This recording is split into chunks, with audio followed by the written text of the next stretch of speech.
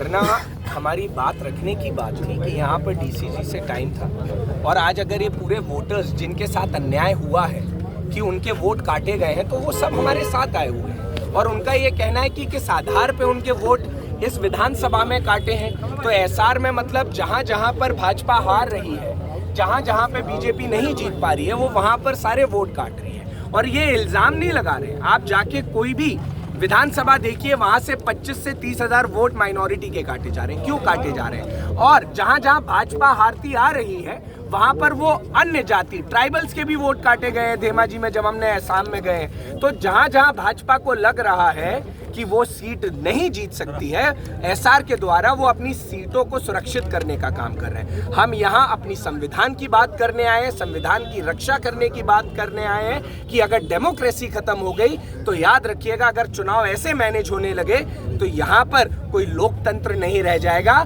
सिर्फ एक राजा तंत्र की तैयारी है इस भारत देश के अंदर, वो हम होने नहीं देंगे। राहुल जी की सोच बिल्कुल सीधी है कि अगर वोट चोरी हो रहा है तो हमें उसके खिलाफ आवाज उठानी है, अपनी बात रखनी है। और हम अहिंसा के तरीके से बैठे हैं, हिंसा के तरीके से नहीं आए हैं, बिल्कुल गांधीवादी तरीके से आए, अपनी बात कहने आए हैं। और अगर उस गांधीवादी तरीके से भी हम अपनी बात नहीं कह सकते हैं तो इसका मतलब भाजपा की कथनी और करनी में अंदर है। ये राम नाम की बात करने वाले राम नाम का काम नहीं कर रहे हैं, ये वो काम कर रहे हैं जहां कैसे डराया जाए, दबाया जाए। जो काम रावण ने किया था वो काम भाजपा सरकार कर रही है। धन्यवाद।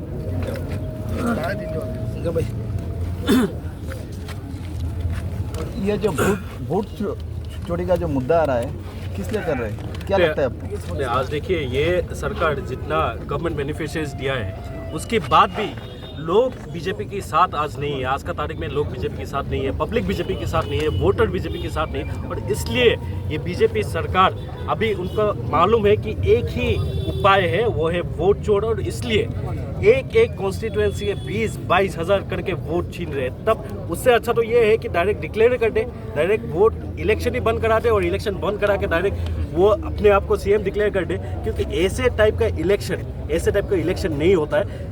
डायरेक्ट वोटर की अधिकार जो वोटिंग राइट है, वोटिंग राइट के ऊपर आक्रमण हुआ है और इसके लिए हम सब निकल के आज आए हैं। और यहाँ पे आके, क्योंकि ये श्रीभूमि डिस्ट्रिक्ट में, ये करीमगंज डिस्ट्रिक्ट में सबसे ज़्यादा वोटर लिस्ट से नाम कट ऑफ किया है, तो इसलिए हम लोग आए थे। और यहाँ का मेन सुप्रीमो कौन है? डीसी है। और डीसी से मिलने आए हैं। पर यहाँ पे डीसी जी के नीचे सिर्फ एक फ्लोर के नीचे हम लोग हैं, ग्राउंड फ्लोर में है, वो फर्स्ट फ्लोर में है। तब भी हम लोग इतना देर से बैठे हुए हैं, तब भी वो नीचे तक नहीं आ रहे, क्योंकि उनको भी मालूम है कि वो भी ये बीजेपी सरकार की प्रेशर में ये जो वोट चोरी हो रहा है उसमें वो भी 100% वो है साथ में, वो पूरा सिस्टम में। और इसलिए वो एक बार भी नीचे नहीं आ पा रहे। तो इसीलिए हम सब निकल के आए हैं। और जब तक ये डीसी साहब नीचे नहीं आएंगे, हमें आंसर्स नहीं मिलेगा, तो हम सब यूथ कांग्रेस यहाँ पे रहेंगे। आपको क्या लगता है असम में कितने वोट काटे गए?